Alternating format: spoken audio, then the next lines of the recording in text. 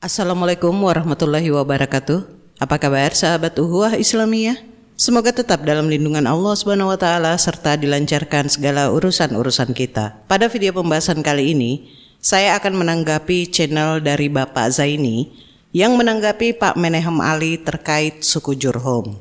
Dan untuk para pemirsa yang ingin mendukung atau mensupport kegiatan ESA, link saya sertakan di kolom deskripsi. Atas dukungan dan doanya, Esa mengucapkan banyak-banyak terima kasih. Semoga Allah membalasnya dengan berlipat-lipat. Amin. Nah, bagaimana videonya? Mari kita lihat dan tanggapi poin per poin. Check it out.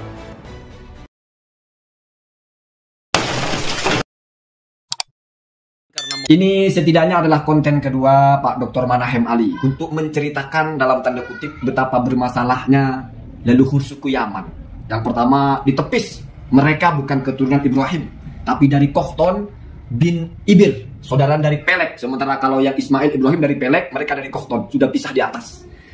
Kemudian sekarang malah yang pertama kali merusak agama Ibrahim di Mekah itu adalah orang dari leluhur suku Yaman.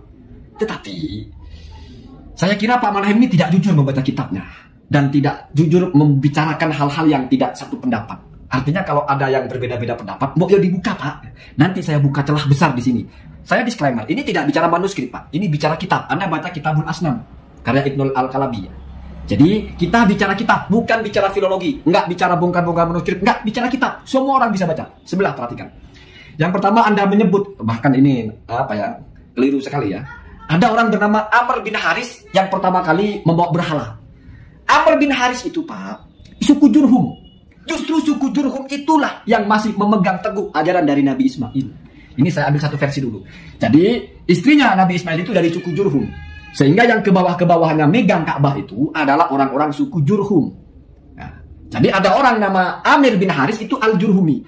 Amir bin Haris ini punya anak perempuan namanya Fuhairah. Tetapi kalau di dalam kitab Al-Faqahi, ini dalam kitab yang Anda baca ya, kitab Al-Asnam itu, Amir ini Haris ini langsung punya anak bernama Fuhairah, anak perempuan. Tapi kalau di kitab ini Amir punya bapak bernama Haris, punya anak bernama Fuhairah. Sementara dalam Al-Faqahi Fuhairah itu nggak ada nama Amirnya, langsung binti Haris ya.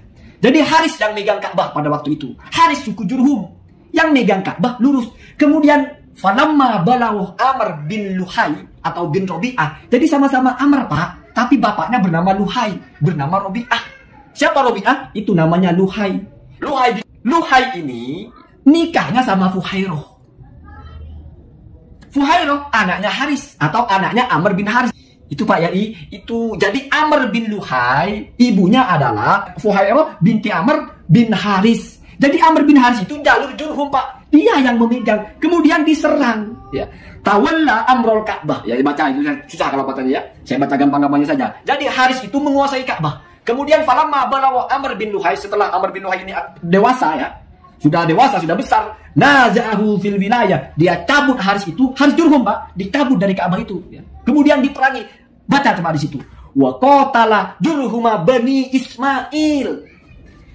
Jurhum di situ bani Ismail Pak. Itu ditulis di kitab yang Anda baca. Kenapa setelah melihat kurang lebihnya video dari Pak Zaini, kita cukup senyumin saja.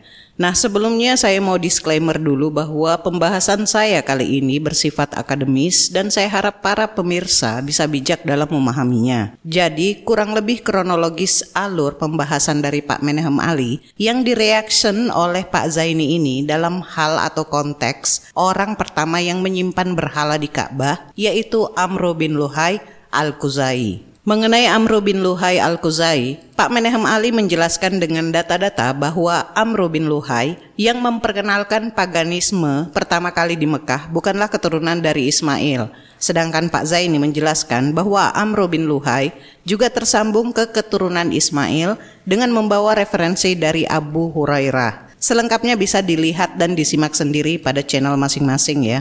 Baik, mari kita ulas. Sebagai umat Nabi Muhammad SAW, tentu kita meyakini dan mempercayai perkataan beliau. Salah satunya mengenai nasab beliau yang baik dan terjaga. Aku lahir dari pernikahan dan tidaklah aku dilahirkan dari perzinahan. mulai dari Nabi Adam sampai pada ayah ibuku. Tidak ada kebejatan jahiliyah sedikit pun dalam nasabku. Hadis riwayat At-Tabrani nomor 4728 dalam Sahih Sirah Nabawiyah. Al-Albani mengatakan sanadnya mursal jayyid. Hadis berikutnya, aku diutus dari keturunan Bani Adam yang terbaik pada setiap kurunnya, hingga sampai pada kurun di mana aku dilahirkan. Hadis riwayat Bukhari nomor 3557.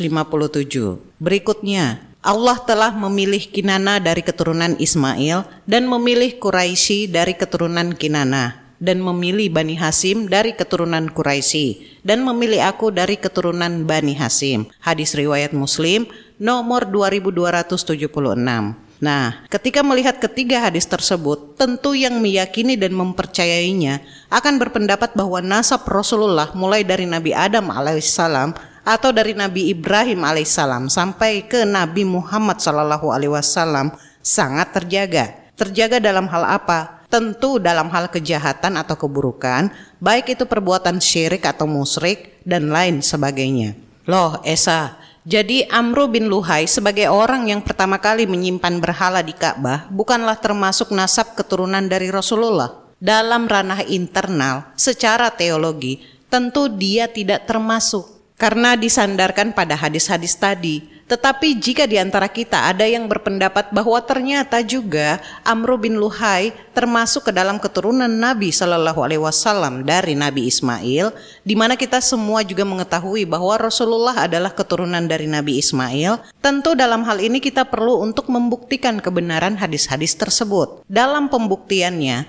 kita memerlukan beberapa bukti, baik secara internal maupun eksternal. Nah, kenapa kok mesti ada juga bukti eksternal? Karena ketika ada oknum atau sumber yang menunjukkan hal tersebut yang bertentangan dengan sumber internal, maka itu berfungsi sebagai perbandingan dalam hal keimanan kita yang akan menuntun kita dengan sendirinya untuk mencari kebenarannya. Dan jangan sampai hal tersebut menjadi bahan bagi oknum pembenci Islam akibat mereka memilih sumber terkait apa yang kita yakini. Paham ya? Baik hanya memakai sumber internal ataupun memakai sumber internal dan juga eksternal, semuanya bertujuan untuk memperkuat keimanan kita. Kan gitu. Nah, sebagaimana yang dijelaskan oleh Pak Zaini dalam videonya bahwa Amru bin Luhai juga adalah dari suku Jurhum dan Jurhum sendiri adalah dari Bani Ismail sesuai isi kitab yang tertulis, dan kenapa Pak Ali tiba-tiba mengatakan bahwa Jurhum dari Yaman. Kira-kira seperti itulah kurang lebihnya yang dijelaskan oleh Pak Zaini ya.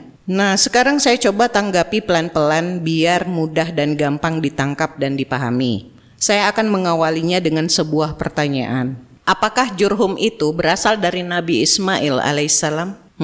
Telaah pelan-pelan pertanyaan saya ini ya. Nabi Ismail alaihissalam menikah dengan perempuan asal suku Jurhum yang bernama As-Sayyidah binti Mudad bin Amru al-Jurhumi yang melahirkan 12 orang anak. Saya ulang lagi pertanyaan saya ya. Apakah Jurhum itu berasal dari Nabi Ismail alaihissalam? Tentu yang bisa menelaah pertanyaan ini akan menjawab bahwa Jurhum bukanlah dari Nabi Ismail, karena suku Jurhum telah ada dan istrinya Nabi Ismail lah yang berasal dari suku Jurhum. Kan gitu. Lalu dari mana suku Jurhum ini berasal? Kabilah Jurhum merupakan salah satu marga dalam suku Qatan kuno di semenanjung Arabia, yang juga merupakan salah satu suku Arab yang tertua. Pada awalnya mereka tinggal di wilayah Yaman sebelum bermigrasi ke Bakkah atau Bakkah yang kala itu baru ada mata air Ismail yang disebut Zamzam. Dalam perkembangannya, pemimpin Jurhum bersama Ismail dan keturunan awal Bani Ismail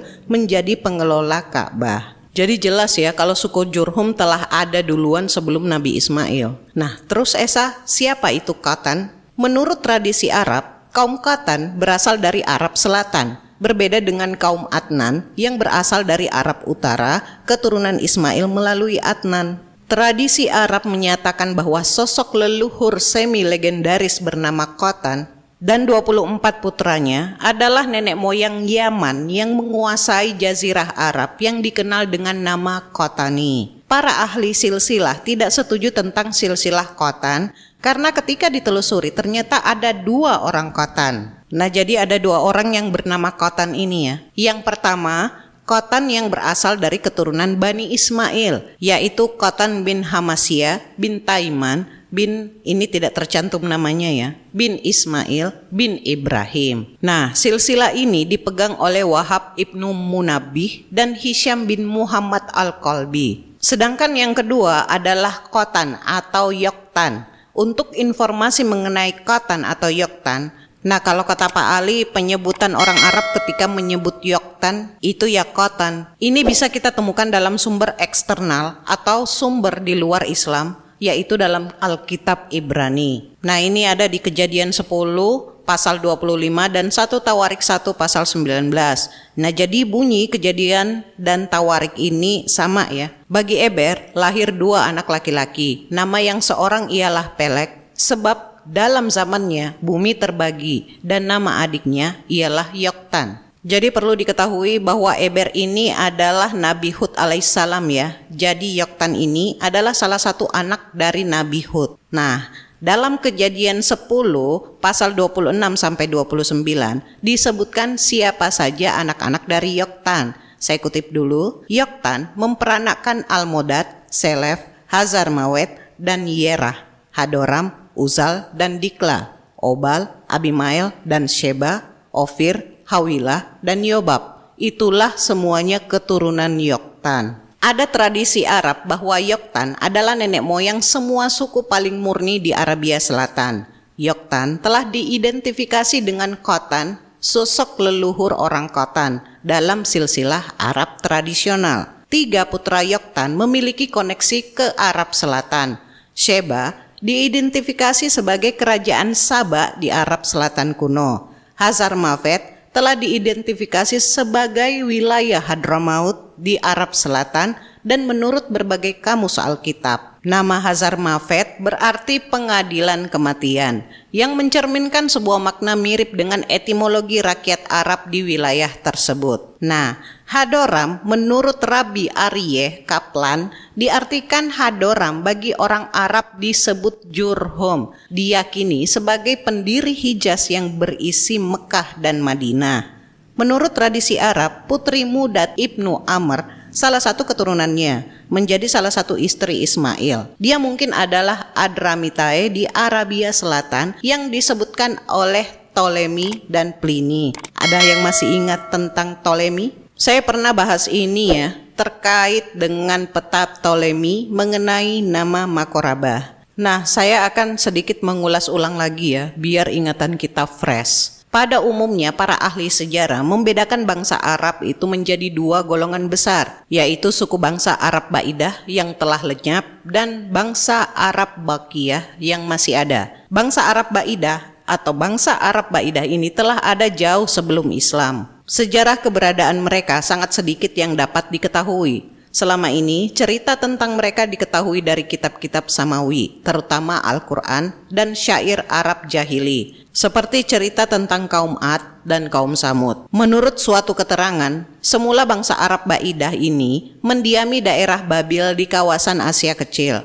Kemudian mereka pindah ke semenanjung Arab bagian utara. Bangsa Arab Baidah terdiri dari kabilah-kabilah, antara lain kabilah Ad, Samud, Tasim, Amalikah, dan Jadis. Mereka inilah yang diduga keturunan asli dari bangsa Semit. Sedangkan bangsa Arab Bakiyah oleh para ahli sejarah, bangsa Arab Bakiyah dibedakan menjadi 2 golongan, yaitu bangsa Arab Aribah atau Arab Qotaniyah dan Arab Musta'rabah atau Muta'aribah atau Adnaniyah. Nah, Arab Aribah adalah keturunan dari Qotan yang di dalam Taurat disebut Yaksan. Mereka mendiami wilayah Yaman. Kabilah-kabilah Arab Aribah ini antara lain adalah kabilah Jurhum, Kahlan, dan Himyar. Menurut catatan sejarah, mereka pernah berjaya mendirikan kerajaan-kerajaan besar yang melahirkan kebudayaan dan peradaban tinggi di zamannya. Sedangkan Arab Musta'rabah atau Muta'aribah adalah keturunan Nabi Ismail alaihissalam. Mereka mendiami kawasan Hijaz. Disebut Musta'rabah atau Muta'aribah karena nenek moyang mereka yang pertama, Nabi Ismail alaihissalam, tidak berbahasa asli Arab, melainkan berbahasa Ibrani atau Suryani. Kemudian mereka disebut pula Adnaniyah Karena salah seorang dari keturunan Nabi Ismail alaihissalam ada yang bernama Adnan. Nah, jadi jelas ya, biar ingatan kita kembali lagi. Back to topic. Sekarang kita akan membahas tentang Amru bin Luhai. Siapakah dia? Amru bin Luhai adalah seorang pemimpin Bani Khuza'ah pada masa Arab pra-Islam. Dia adalah orang pertama yang membawa ajaran paganisme ke Mekah dan menyebarkannya ke seluruh jazirah Arab. Disebutkan bahwa nenek moyang Bani Khuza'ah adalah seorang tokoh yang bernama Amru bin Luhai al-Khuzai. Tetapi terdapat perbedaan pendapat mengenai asal-usulnya. Para ahli genealogi Arab, antara lain Ibnu Abdul Bar dan Ibnu Duraid, umumnya menyatakan bahwa Bani Khuza'ah adalah keturunan dari Bani Azad, yang merupakan bangsa Arab Qataniyah. Jadi Qatan atau Qataniyah adalah cabang bangsa Arab yang berasal dari Yaman ya. Nah, menurut kelompok ini, silsilah Bani Khuza'ah adalah dari Amru bin Luhai atau Rabi'ah bin Haritsah bin Amru Muzaikiyah, yang mana Haritsah bin Amru merupakan salah seorang pemimpin Bani Azad yang memimpin kaumnya berhijrah dari Yaman. Anak-anak Haritsah bin Amru selain Luhai adalah Hafsah dan Uday, yang mana keturunan mereka termasuk pula dalam kekerabatan Bani Khuza'ah. Sebagian ahli sejarah lainnya seperti Ibnu Ishaq dan Ibnu Hasim dengan berdasarkan atas beberapa hadis Nabi menganggap Bani Khuza'ah adalah keturunan dari Bani Mudar yang merupakan bangsa Arab Adnaniyah. Menurut kelompok ini, silsilah Bani Khuza'ah adalah dari Amru bin Luhai bin Qama'ah bin Kandaf. Sedangkan Kandaf adalah istri dari Ilyas bin Mudar yang merupakan seorang tokoh keturunan dari Bani Adnan. Jadi Ibnu Ishaq dan Ibnu Hasim ini menyandarkan Khuza'ah ini dari jalur perempuan. Nah, perlu diingat ya bahwa nasab dalam Islam itu patrilinear atau jalur bapak pada masa itu. Disebutkan dalam Al-Quran surah An-Nahl ayat 58-59 yang berbunyi, apabila seseorang dari mereka diberi kabar gembira dengan kelahiran anak perempuan, hitamlah atau merah padamlah mukanya dan dia sangat marah. Ia menyembunyikan dirinya dari orang banyak, disebabkan buruknya berita yang disampaikan kepadanya. Apakah ia akan memeliharanya dengan menanggung kehinaan, ataukah akan menguburkannya ke dalam tanah hidup-hidup? Ketahuilah, alangkah buruknya apa yang mereka tetapkan itu. Nah, bahkan perlakuan buruk terhadap perempuan ini tak hanya terkonsentrasi di desa, melainkan juga dilakukan oleh sebagian masyarakat kota. Al-Qurtubi dalam Al-Jami' li Ahkam Al-Quran jilid 5 halaman 468 sampai 469 menyebut kebiasaan Bani Mudar, Bani Khuza'ah dan Bani Tamim yang membunuh anak-anak perempuan dalam keadaan hidup. Nah, sekarang begini, konteks yang dibicarakan dalam hal ini adalah sosok Amru bin Luhai yang membawa berhala pertama kali ke Ka'bah. Ingat ya konteks ini. Dr. Jawad Ali dalam buku berjudul Al-Mufassal fi Tariq Al-Arab Qabla Al-Islam atau Sejarah Arab Sebelum Islam mengutip ahli sejarah menyebut Haritsah bin Salabah bin Amru bin Amir adalah Bani Khuza'ah. Selanjutnya Khuza'ah menerapkan hukum yang semestinya bagi musuh yang kalah dan kekuasaan pun sepenuhnya diambil alih oleh Khuza'ah. Jumhur diusir dari Mekah dan Amru bin Luhai mengangkat dirinya sebagai penguasa Mekah. Menurut Jawad Ali, Khuza'ah masuk ke Mekah segera setelah ia keluar dari Yaman. Menurut ahli sejarah, mereka melakukan itu berdasarkan petunjuk dan ramalan seorang dukun beberapa lama setelah bendungan Yaman roboh. Khuza'ah pun menjadi penguasa Mekah. Dan itu berlangsung hingga masa kekuasaan Amru bin Al-Harits, yakni Abu Gaitsan yang kemudian direbut oleh Khuzai. Ia mengambil alih kekuasaan Mekah dari Khuza'ah kepada Quraisy. Amru bin Luhai adalah orang pertama yang mendirikan patung-patung di sekitar Ka'bah dan memerintahkan orang-orang untuk menyembahnya.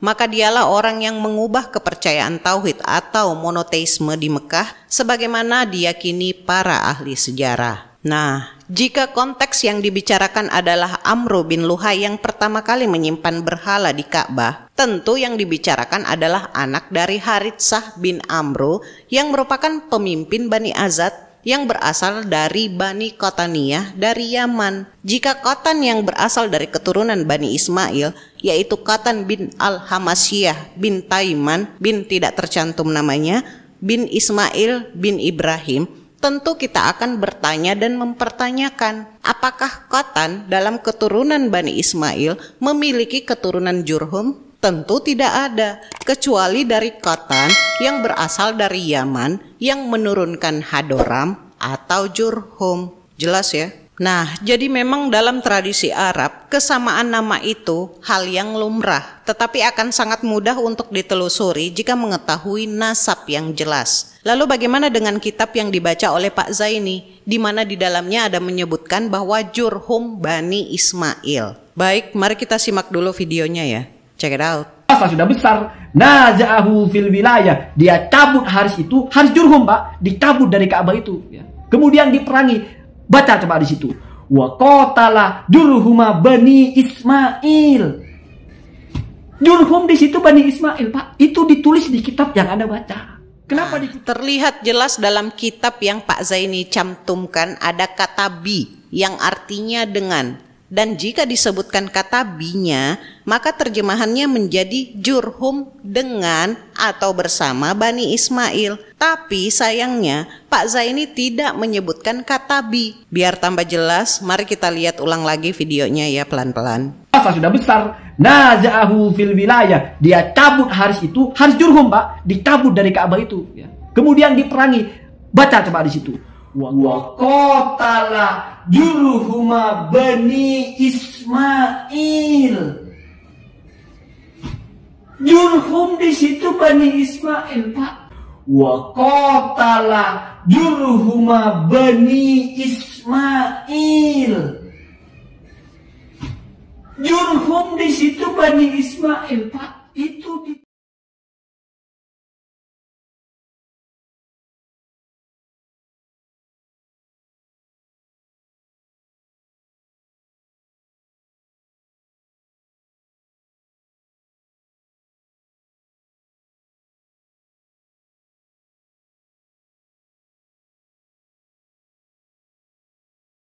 Nah, jadi akan menimbulkan resiko jika kata bi tidak disebutkan. Maka yang terjadi adalah klaim bahwa Jurhum Bani Ismail. Dalam artian Jurhum adalah keturunan Bani Ismail.